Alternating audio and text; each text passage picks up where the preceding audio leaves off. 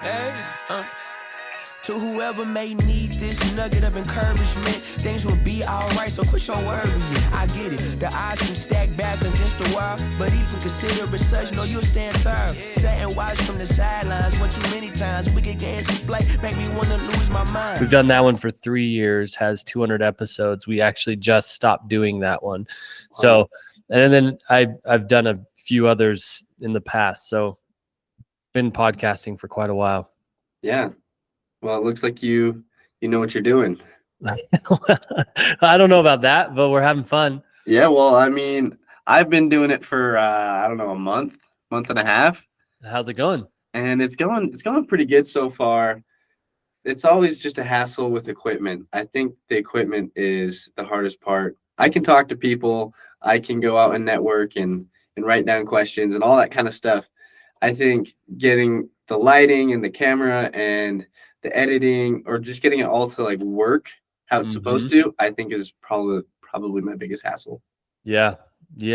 I partnered for Founders League. I partnered with so I don't do any of the content creation, video creation any longer. I sold my company Shade Tree. But I partnered with one of my good friends who does production. And so it's really nice to have him do all of that stuff for me. Yeah, that's awesome. So let's get started. Let's get right into it. And Chad, will you introduce yourself, provide a little bit of an introduction and details about your background? Sure. Yeah. My name is Chad Brown. I self-described as a founder coach. I help company founders in moments of transition. So I support them, understand that experience uniquely. I think we'll get into my story a little bit, and I'll explain why I'm uniquely equipped to help founders of companies navigate the growth process, navigating leadership and all that sort of stuff. I live in Utah, have a family, been married for 20 years this year. Wow. And so that feels like a big milestone, and have 3 kids. My oldest just graduated college with her associates, and then will graduate high school in a couple of weeks. So she actually graduated college before she graduated high school, which is crazy. And yeah, and I got 3, so 17, 14, and 11. And we love personally, just love being outdoors, love adventuring, mountain biking, kayaking, skiing, whatever it is in the mountains, we'll do it. Awesome.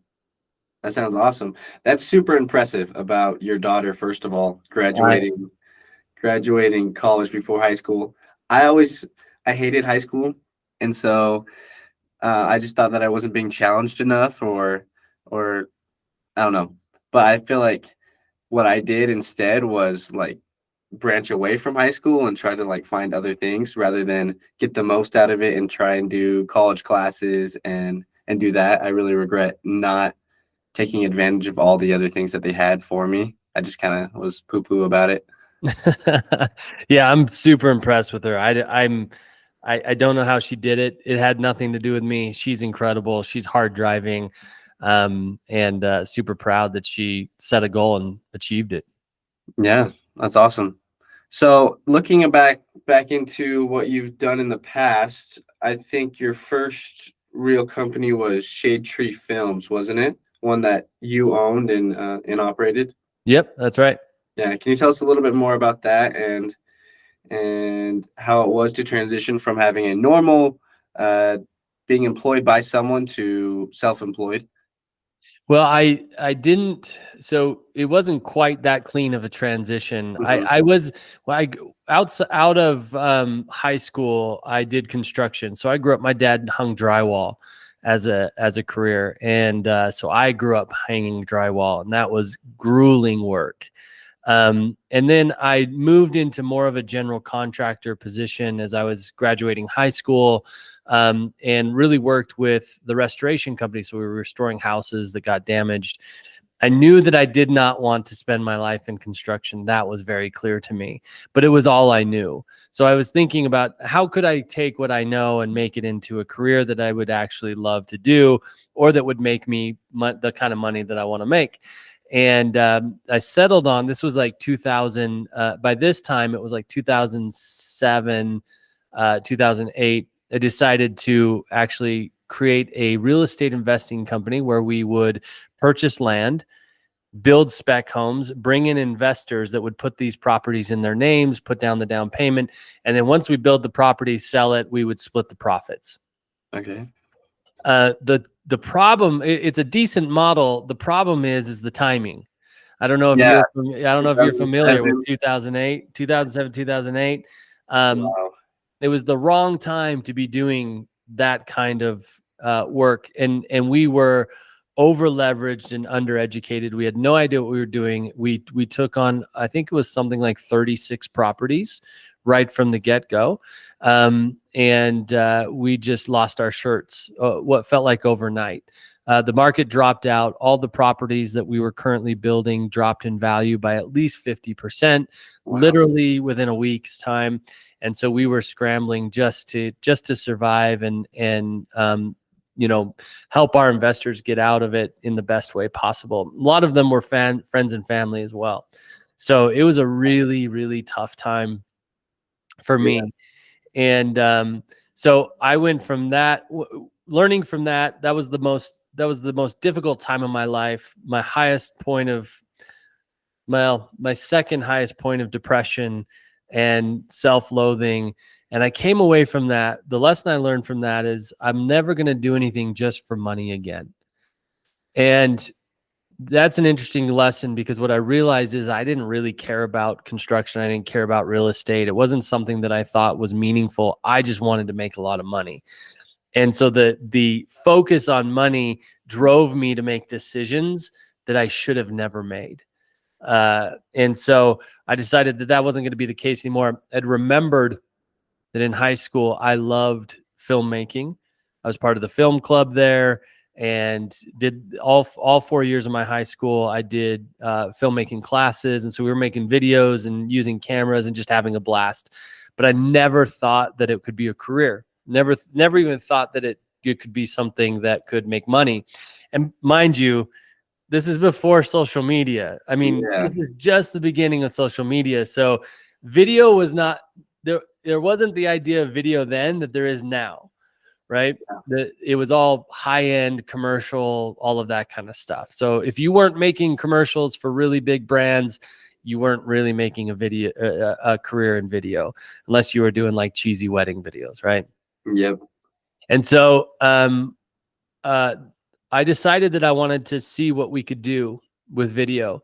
And unlike my real estate adventure, we actually got the timing perfect with this one, because right as I decided to create my video company, they started coming out with really great cameras called DSLRs that are handheld still shot cameras, but shot HD video and looked incredibly cinematic. And we were among one of the first companies to use these cameras to create cinematic looking videos on a low end budget.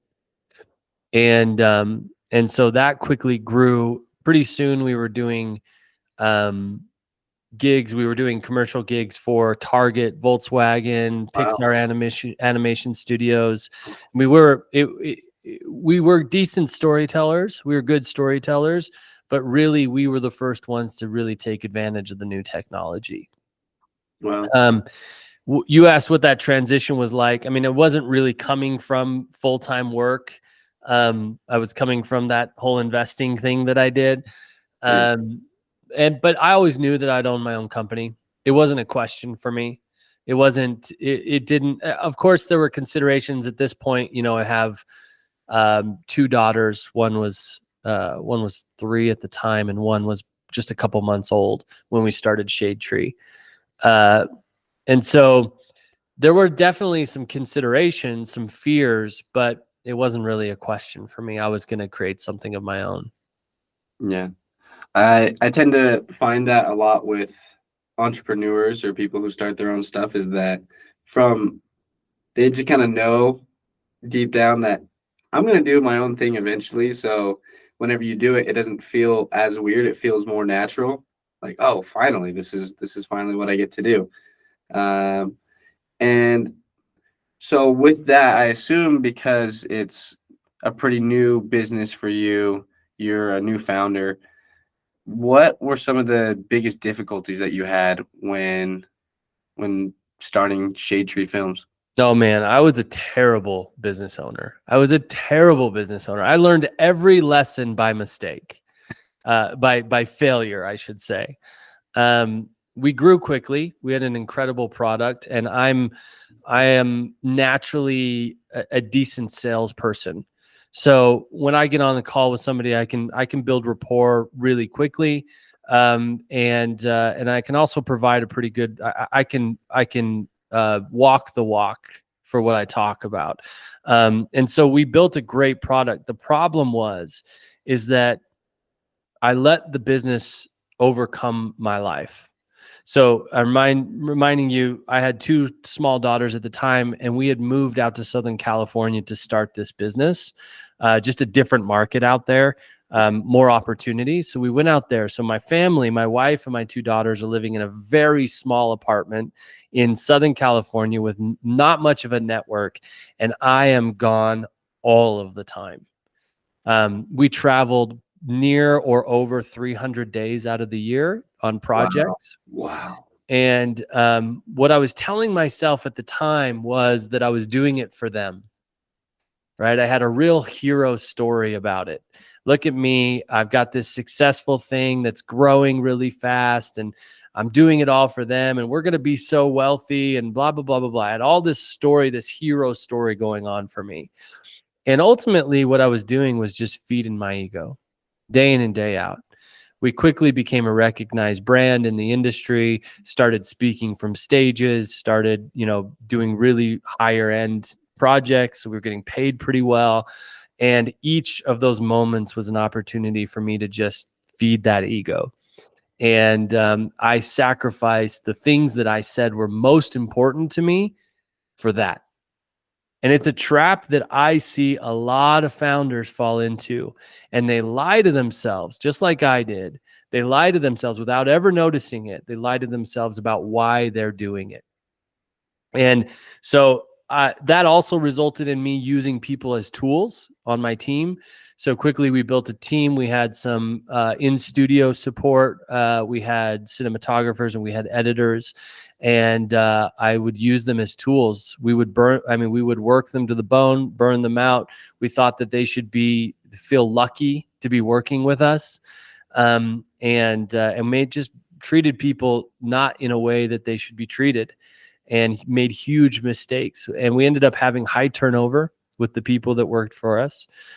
We ended up having severed relationships that I still regret today. I've cleaned them up the best that I can at this point, but still not proud of the way that I was.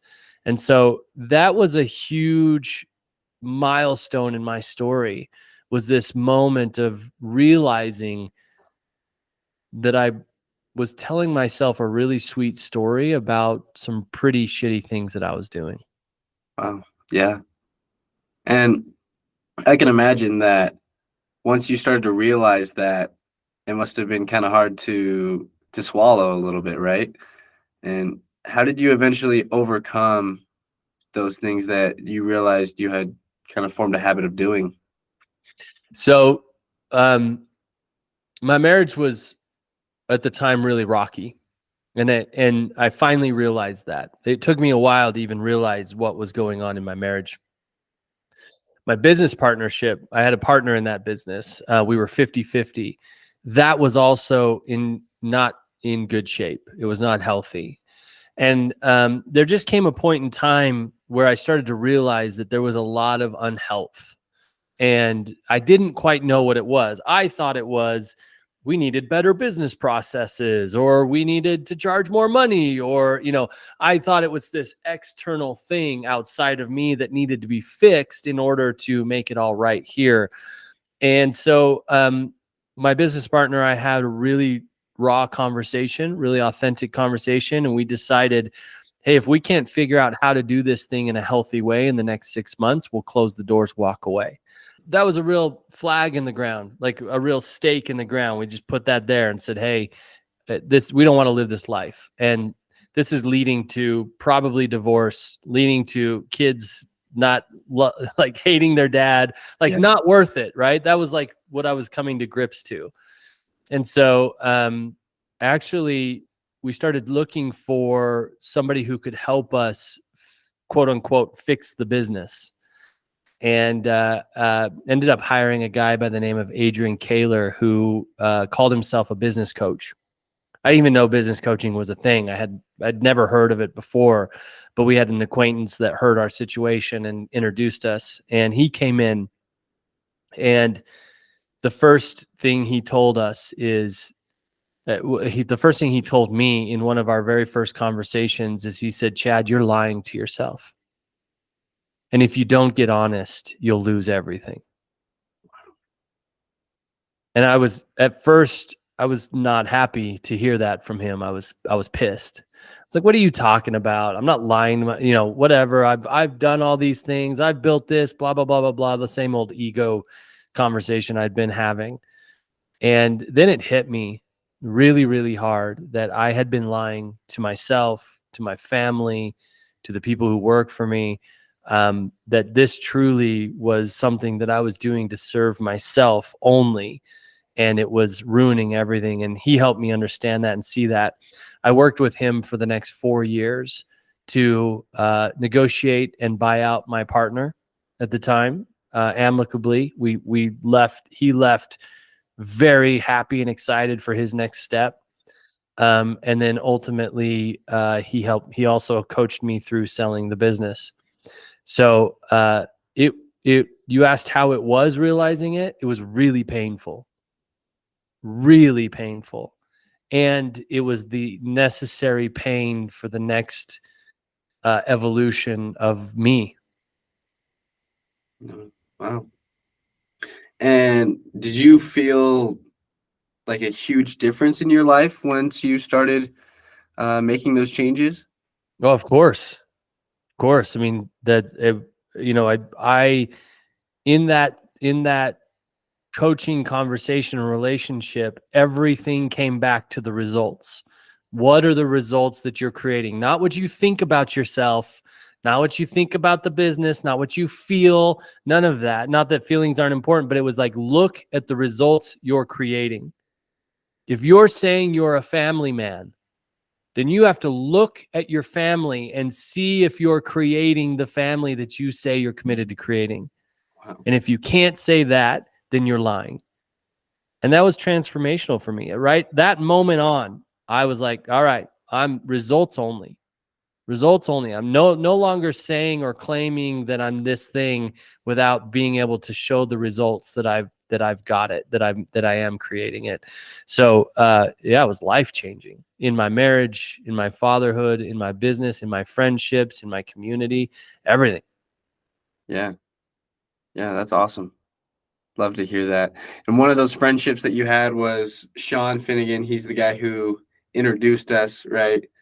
What about your relationship with Sean made you almost immediately agree to be on this podcast with me? Because I know there's people in my life that I wouldn't necessarily trust with a recommendation, or I would delay it a little bit. And there's also other people who I would go like, yeah, 100%. If they told me to do something, I'd do it. Yeah. So what about Sean made you immediately want to jump on this? Well, it's not all about Sean. I mean, I will rarely turn down an opportunity for a connective conversation. Yeah. I just don't see anything I lose by sitting down for 50 minutes with somebody who wants to talk to me. And I want to talk to them. And I know that there's something I'm going to learn, and there's probably some value that I can add to it too. So, yes, when a recommendation comes from Sean, it has an extra couple stars on it. But ultimately, I don't think I've ever turned down an opportunity for an interview on a podcast, or even just hey, can we take a few minutes and I can pick your brain, or get your opinion or your feedback on this thing. Now, when it comes from somebody like Sean, I'll tell you really quick a story about Sean. Those who don't know him, super successful dude. He's a partner with Kevin O'Leary in a company called Tax Hive. He's got a lot of things going on and very, very successful. And one day he texted me and he said, "Hey man, can we chat?" And I said, "Of course, yeah. Let me." He said, "Come down to the office. Let's chat." I said, "Okay, cool." So I went down there and we sat in his office and he just asked me questions and just listened for about an hour and 15 minutes. And about 40 minutes in, I said, "Well, man, this is awesome. Like, I love talking to you. You're really easy to talk to. But can I ask you, like, why? What are we doing here? Why me? Why did you pull me? Like, why did you invite me in here to have this conversation? Why you?" And it was, the conversation was all centered around me, had all questions about me. It was clear he did not have any kind of motivation to sell me on anything or to enroll me into anything. And that was like, that lack of exchange, quote unquote exchange, was so interesting to me. I wanted to know what was going on for him. And he said, "Man, I just want to connect with you. So I really like you. I really think you're up to some really important things, and I just want to connect." And for me, that's the most meaningful type of relationship. Sure, the deals will come, the opportunities for sales, like all of that stuff will happen if we focus on people and the relationships that we have for them. And I don't mean that as a bumper sticker. I know that lots of people say stuff like that, and do they actually mean it? I don't know, but Sean means it. So a recommendation comes from him with a couple of extra stars, and I'm always, in result of that, I'm always looking for ways that I could add value to him. So I don't know what your relationship is to him, but when you reach out to me and say, "Hey," or Sean reaches out and says, "Hey, you should really get on this guy's podcast," I see that as an opportunity to create some value for you and for him. And that's that capital, that relational capital is something that I'm ready to invest in, especially with somebody like him. Yeah. Awesome. That was a great story. Great insight. Thank you. Yeah. So for those people who are listening who haven't seen it yet, I recorded a podcast with Sean and his co-host Debbie just last week. At the time we're filming this, I haven't released it yet, but by the time your podcast gets released, it'll be out already. So yeah, if you guys haven't listened to that, go listen to it.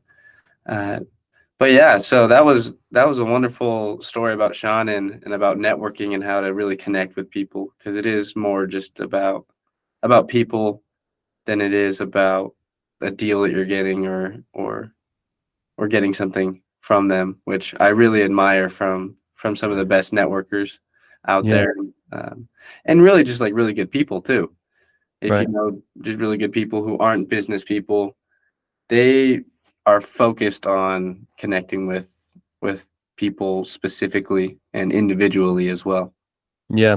This principle is really real for me today. Can I tell another quick story around this? Go for it. It's really present and real for me today. I'm currently, excuse me, currently working with a client that we're working to place 3 of their VPs, 3 new VP talent. And so I'm working with them to find the people, vet them, and get them into the position and train them up into the culture. So this is anybody listen to this that has like been on an executive level, to add 3 new VPs at a single time is a really big deal, and we have to get it right. And so it's high pressure, but it's also, in my opinion, and from my experience, it's high opportunity.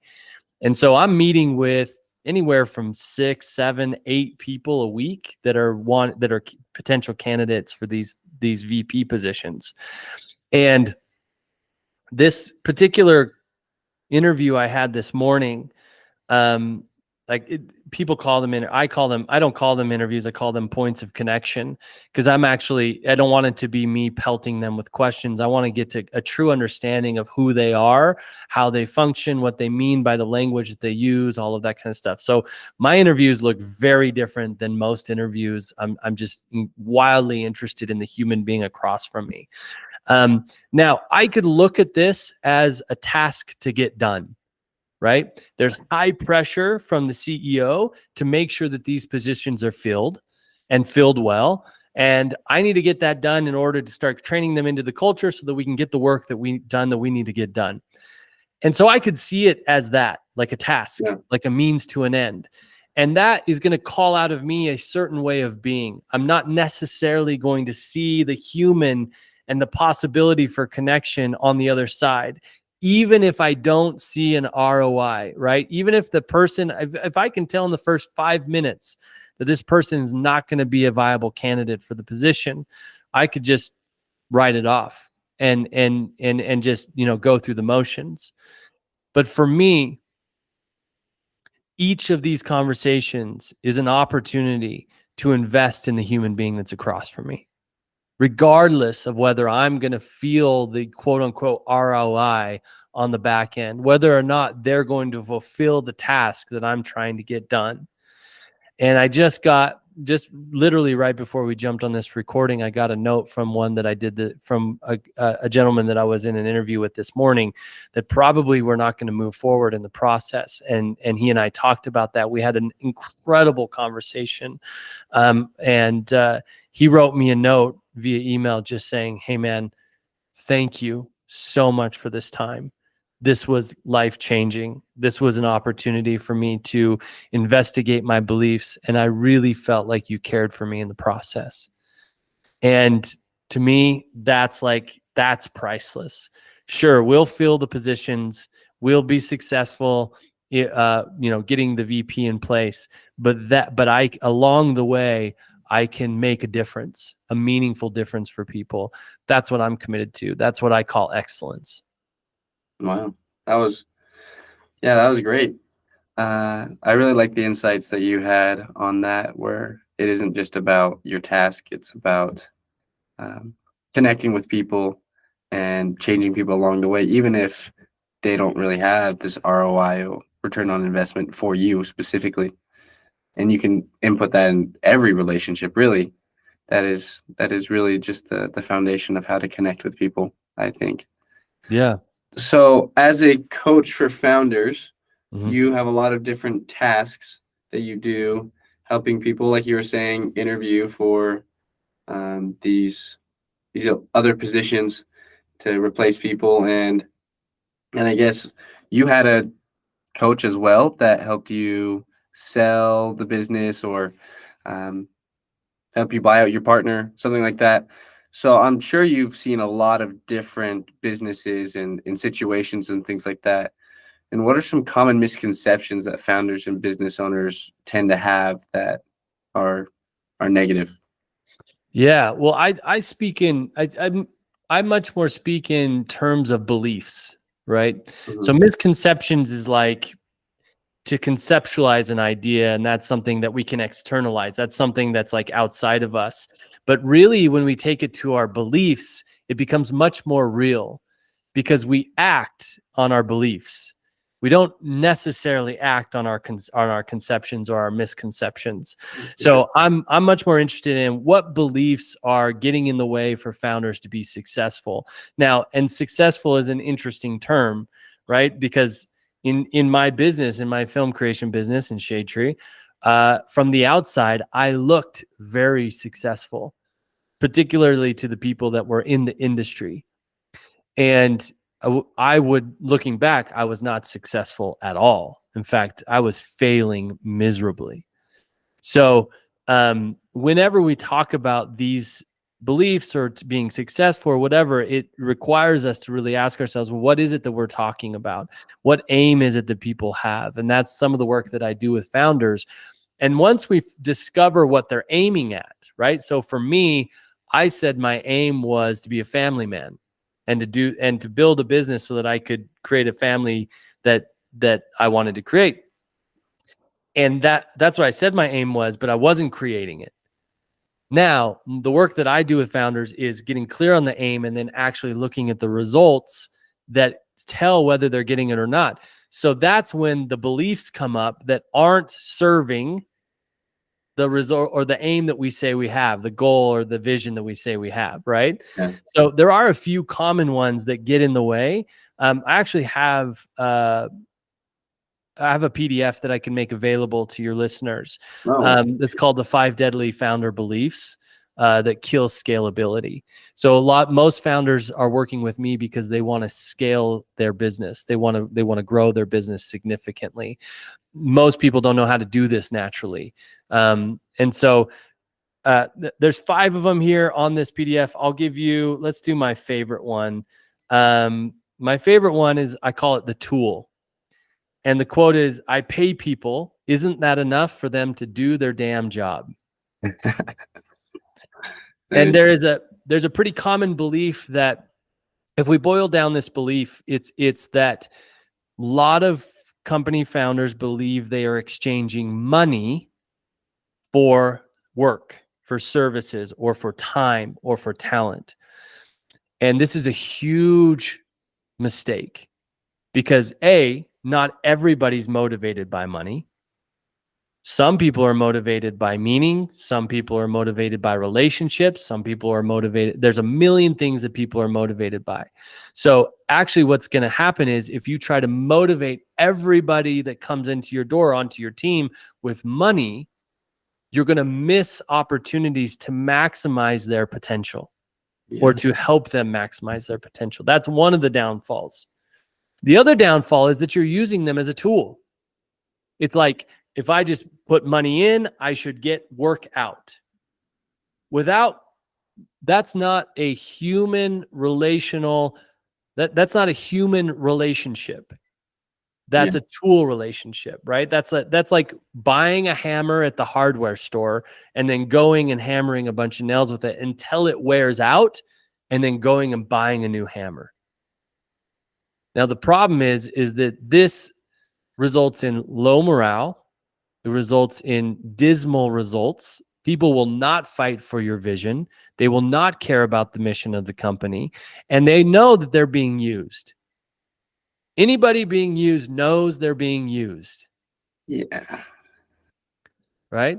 So this belief is, and it's common, man. I meet with founders every single day. When we talk about it in this context, it feels like, well, yeah, duh. Right? This is a human being. But when I meet with founders day in and day out, it comes up all the time. I can't get these people to do what I want them to do to get the results that I need them to get. I'm paying them money. I'm paying them well. What's their problem? And I ask them, well, what's their vision in life? What's most important to them? Where do they see themselves in a year, 3 year, or 5 year? And they never know. They have no idea. They never even think to ask those kinds of questions. And the reason they don't think to ask those questions is that they've decided this person is a tool to them, and they're going to use them as long as they possibly can for an exchange for some dollars. Wow. Yeah. I like that this is one of your favorites, because you mentioned that this was one of your pitfalls too. Of course, this was my biggest. And so it's really cool to see you really turn that around and say, well, now I've really gotten over that, and I want to show people as well that this is a huge pitfall, and this will destroy relationships and destroy businesses. Yeah. And it's unscalable. That's the other thing that people don't realize, founders don't realize. When they want to build, grow, and scale a business, it's unsustainable to treat people like tools, because your turnover will be high. And most founders at a lower level don't realize how expensive turnover is in their business. If you realized how expensive turnover is, you would realize how unsustainable using people as tools is. Yeah. Got to retrain everybody. Well, constantly. Yeah. Not to mention all the revenue you're missing when somebody's not in that role, or if somebody is in that role but they're not used to their full potential, or they're not giving their full potential. I mean, the costs are everywhere. Yeah. And people pay a lot for people who are experienced, like they know what they're talking about. So, I mean, getting someone who knows the clients, knowing everyone, and then they just leave, and you have to get someone who has to be reintegrated and all that kind of stuff. I feel like that would just lower performance for a long time, even if they are aware of what's going on. Yeah. But yeah, it's also contagious to the rest of the team, right? So as people leave, they don't typically leave quiet. Yes. They leave with a lot of complaints, and then that seeds that seeds a culture of complaint into the other people that are in the company. And ultimately, founders can counteract this by actually just caring for people. Yeah, for sure. Yeah, it just kind of clicked with me when you said that it's contagious. I think about sports teams that I was on whenever the coach was bad. And really it is a team. Like, you're trying to, work together constantly on a sports team. And then when someone says, "Hey, I'm out. I don't like what the coach is doing," all this kind of stuff, they start to pull people with them. And yeah, and then the morale really does drop in the team and all that kind of stuff. So uh, even though I've never been a founder and had a business, I can totally relate to that and see the parallels. What you're saying is true. Yeah. Yeah, it happens everywhere. And sports is such a good analogy to business. Yeah. Yeah. And so let's switch gears a little bit and talk about self-development, personality kind of things.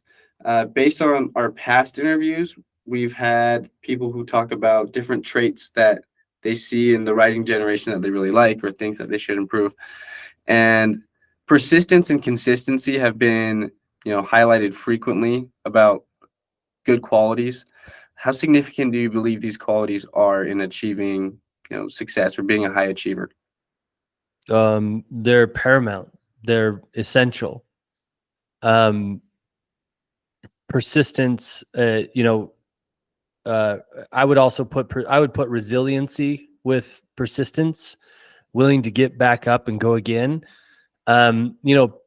Persistence alone can be troublesome, actually, because if you're persistent on something that isn't working or isn't creating any results, that's called delusion. So you have to have results combined with the persistence. So even if they're small little wins, or if your persistence is continually evolving what you're up to, then that's gonna equal success at some point. You said persistence, and what was the other one? Consistency. Consistency is a paramount key to success in every area of life. Character development mostly. One of the questions I get asked a lot by young entrepreneurs or young founders is how do I gain more confidence? By far, that is one of the biggest questions I get asked by a younger crowd that's working to build their own business, that's employing people. They feel like frauds because maybe their experience is low. Maybe they're hiring people that are older than them, or there's lots of reasons why they don't have the confidence they think they need to have. My answer is always the same to them. Start keeping every commitment you make to yourself. Start keeping every commitment you make to yourself, which would be consistency. And it's the little things. It's not the big things. The awards, the money, the whatever, none of that is going to get you the confidence that you think you need or want. It's the little actions every single day. If you tell yourself you're going to read every day, read every day. If you tell yourself you're going to get in a cold plunge every week, get in a cold plunge every week. It doesn't really matter what it is. I mean, it's better if if it's uncomfortable. It can't be like, I'm going to eat cake every day. That wouldn't work. But something that stretches you, something that gets you uncomfortable, it really doesn't matter what it is. But if you keep that commitment to yourself, confidence goes through the roof because you can trust yourself. You can trust yourself to be consistent. So even when you don't know the answer, or even when somebody seems like they're a little bit smarter, more experienced, or older than you, you trust yourself enough to be consistent in a way that you will learn what you need to learn to be successful. Wow. That was deep. That was awesome. Yeah, I really like what you said there. And what would you think the best advice you would give to someone who's striving to be a high achiever? The best advice I'd give to somebody who's trying to be a high achiever, I would say don't strive to be a high achiever. I would say create a vision that's worth having, a future that you can really see yourself enjoying. Create that vision and then go after it no matter what. Wow. High achiever is no vision. Nobody, you can't measure it. Nobody, you can't experience it. There's just nothing there. But to say, I'm going to create a company, or there's a million things. I'm going to do this thing. And that's a future worth fighting for. So through all of the challenge, all of the self-doubt, all of everything that comes up for humans when we're pursuing something meaningful, all of that, the vision is strong enough and it's powerful enough, and we can taste it in a way that it pulls us through all of the shit we have to go through to actually make it happen. That's the advice I would get. Always stay connected to your vision and be committed to it no matter what. And it's going to call things out of you that you never thought you would do. You're going to find yourself saying and doing things that you never thought possible or that you never thought would be needed.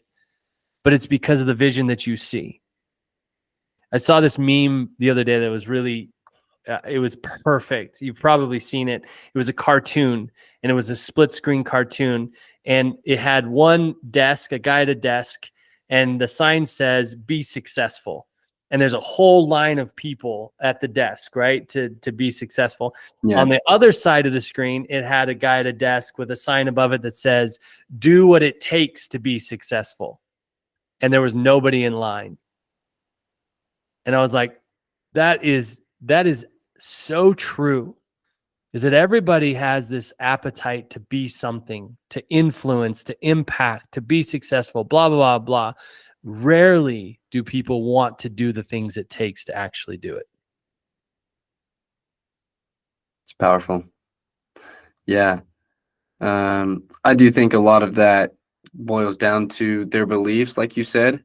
I believe that I'm doing this, or I believe that I'm a fraud, or whatever. Like, a lot of these things motivate them, whereas if they have that vision, then it is a lot easier for them to naturally do the things, and it'll bring them to go after that vision a little bit harder and a little bit more, because they can see it and they know what they want for their lives.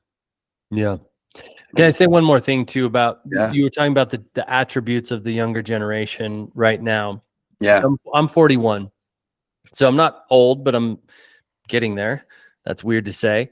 One of the things that I think is so I admire in the younger generations that are coming into business right now, I would say like my daughter's age, 17 and up, is creativity. I've never seen creativity in a generation like I see it now, and specifically creativity in human relationships. Like there are so many young people thinking outside of the box about how relationships can look. And they don't have to be these formal ideas that have always been around for decades and decades. And it's really beautiful to see, because I think even though there's a lag, right? There's a lag because depression, loneliness, all of that stuff is the highest it's ever been. However, I think there's a lag in what's currently happening in this generation, this younger generation, the creativity of how they're relating to each other. I think eventually is going to catch up, and connection is going to go deeper, because they're breaking down the walls and getting much more creative about how can I relate to you? How can we connect? And I think a lot of that comes from the opportunity to, like, the outlets for creativity, which would be social media, YouTube, podcasts, like all of that stuff. So I see, and creativity is the only way problems get solved. It is an essential ingredient to solving problems, is getting creative, thinking outside of what we've thought before.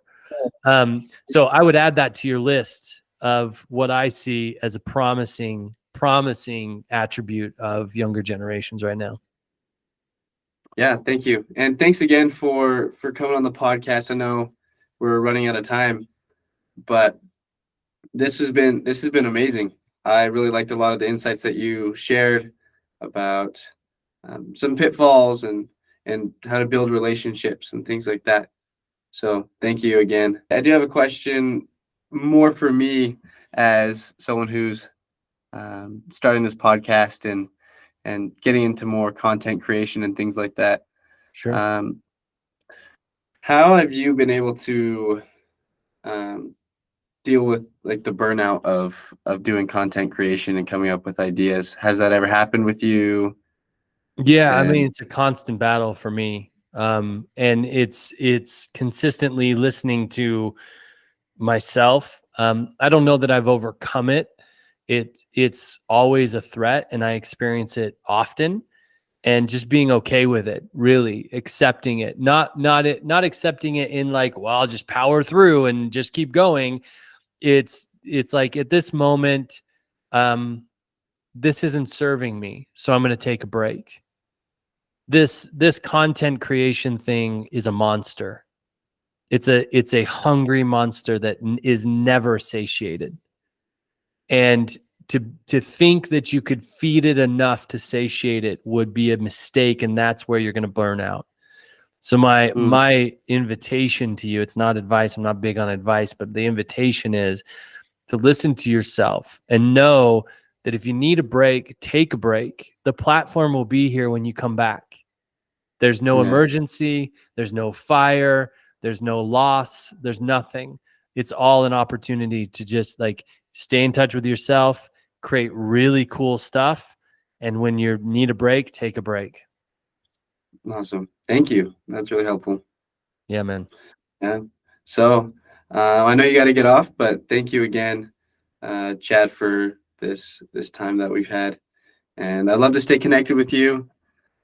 Maybe we'll go to lunch sometime and talk about what you're doing and how this is turning out. That's great, man. I appreciate it. Awesome. Thank you. Have All a good right. day. Peace, Alex. All right.